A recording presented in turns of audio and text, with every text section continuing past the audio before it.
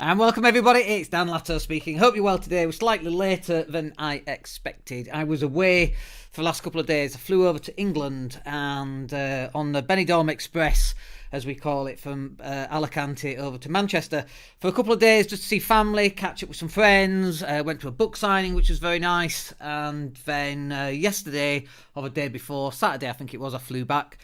Spent the night over in Alicante because I didn't fancy the late night back. And then today we're kind of back in the office really, but we're running a little bit late because of my flight on Thursday. We got the NHS track and trace signal notification, whatever it is, to say you may have the lurgy. Somebody next to you had the lurgy. You may also have the lurgy. So you now have to isolate for 10 days.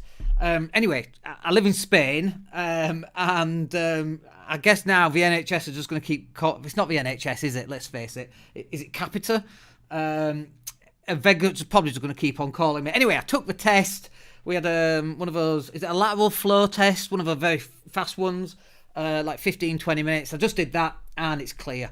So hopefully we are fine. If not, I've already told the wife...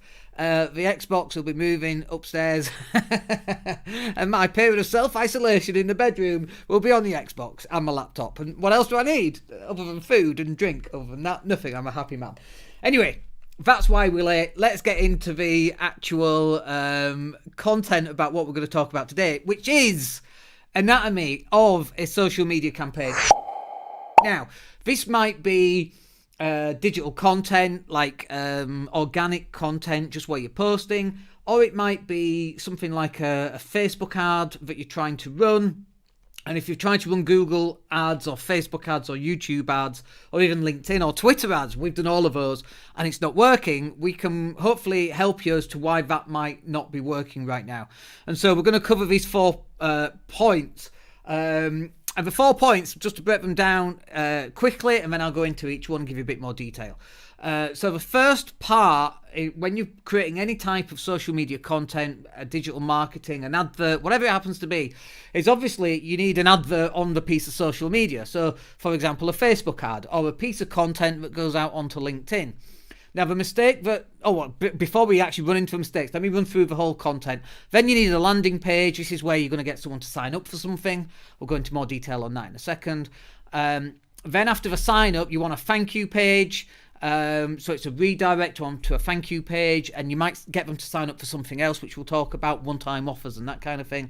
And then after all of that, you're going to indoctrinate them via what we call a follow-up sequence. An indoctrination period is where people get to know you, basically.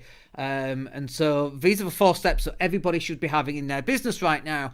Most people haven't got these 4 steps. And in fact, most people, when they're putting stuff out on social media, they're saying, hey, buy my stuff. And just putting stuff out on social media saying, hey, buy my stuff, will not sell your stuff. And I'm sure you've found this if you're trying to run this type of content in the past. It just doesn't work. It's 2021 going into 2022. People do not believe a word you have to say, right? But, you know, look at politics, for goodness sakes. Can anybody actually not tell a lie? Is that even a thing? Not. How about not lying about everything? How about we try that for a start? So, you know, people used to say, "Oh, cheaters never win." Yeah, they do. They get to be prime minister, for goodness sakes. Let's not go down that path. But we're living in this world right now where people simply don't trust what they see, they don't trust what they hear, and that extenuates into the social media realm. So if you're putting something out and it's a 50% off, people don't believe you, they don't trust you, they don't know you, and you've got to build some trust, some credibility, some consistency, some honesty in there, and that's the bit that most people are getting wrong. If you hear some pinging in the background, that's my Google chat, and I don't know how to turn that off actually. Let's get rid of that. There we go. I think I've turned it off. Excellent. So, so let's get on to the first section then, which is the ad or the content. Let me just move this arrow down. There we go. Look, I've got movable arrows, which I'm very happy about. So, what you've got when you're first posting something onto social media, you've got a piece of content, and that content might be buy my thing, or it might be something like this, where we go live and we give advice and help, and hopefully along the way it will help some people. But most people They're going, buy my stuff. And yeah, that's fine. It's a piece of social media content, but it's not likely to convert. And this is one of the bits that's like really important. Is it going to convert? And if it doesn't convert, and if you're selling holidays and you're putting lots of holidays out there and none of those are converting, it doesn't matter how many more you're going to do, they're still not going to convert. And so you've got to do something different. And that doing of something different is where you've got to sell the next step effectively. And we say this to all our clients that we bring on board who are trying to sell straight off a page. And I'm like, no, just slow down, hold your horses a little bit. We need to move the person who's never seen you or might have seen you a little bit. We got to move them on to the next step because they got to know you, they got to like you, they got to trust you. First of all, we call this KLT, know, like, and trust. But there's two extra bits in there that people miss. The first one is that you've got to be consistent. And the last one is you've got to be credible, okay? So, and by the way, credibility is subjective. So this is really important. Like right now, I'm at home, I'm in the villa, I'm wearing a hoodie, and people go, well, you're not credible. And you're right, I'm not. To you, I'm not credible. To somebody else, they're going, I love the fact that Dan sat in his villa in Spain wearing a hoodie because he just doesn't care what he looks like, because he knows that the content is more important than what he looks like, right? Because we live in this bullshit age. If we're sat here in a 3-piece suit and tie, that makes me actually feel less credible than just sat here wearing a hoodie, okay? And some people find that opposite. Conversely, they want someone in a suit and tie, slicked back hair, driving a BMW. They want that. They want a sales type person. And not everybody does, and especially as we're moving into 2021, 2022. This is one of the really difficult transitions I found, was from not wearing a suit and a tie every day. And boy, I do miss a suit and a tie. I love a good court appearance when we're suing somebody. Tenants for non-payment of rent, I get to wear a suit once again. But I miss it. But, you know, this is in the 80s, 90s, noughties and the 10s. That was great. But we're not living in Gordon Gekko 1980s time anymore. We're living in 2021, where the guy in the shorts and T-shirt is the guy employing the suits, not the other way around. And so credibility is subjective. But credibility can also cover a number of things. It can be how you look. It can be how you speak. I mean, goodness me, I sound like this, for goodness sake. I've got this lispy thing going on. I've got a Yorkshire accent. Hey up, lad, from Yorkshire. You know, we have all these different things going on. Now, some people love that. Some people are like, oh, your accent is wonderful. Oh, I trust you as soon as you opened your mouth. And other people are like, I don't trust you. The second you opened your mouth, I don't trust you. So credibility is subjective from how you sound, how you look, what you wear. And it's also subjective based on what your knowledge is, your skill set, your expertise, your experience, your behaviors, your values, how you present yourself in real life, how you present yourself on social media and so on. So credibility is subjective. Now, if you're trying to appear credible to everybody, you're going to fail. You probably appear credible to nobody. And the best way to appear to be credible is simply by being you. And one of the biggest compliments I get is, oh, you're just like you are on your lives or on your podcast or when you're on stage and speaking to a large group of people. You're just Dan. And people like that. It builds more credibility because I don't have to put anything on. I am me. As Charles Barkley, who's a basketball player, said, well, someone's got to be me. Might as well be me. And I agree. The world doesn't need more imitations of Tony Robbins or Gary Vee or Grant Cardone or whoever it is that you aspire to be like. They don't need more copies. They need the original version of you. So, what on earth has that got to do with your ads and your content? You have to display them from a KLT, know, like, and trust, but you've also got to be consistent and you've got to be credible. So if you're running one advert or one piece of content and that is it, that's not consistent. That's not credible either. How are you building the KLT, the know, like, and trust, using one simple piece of content? Why do you think we put out so many pieces of content doing all sorts of different things?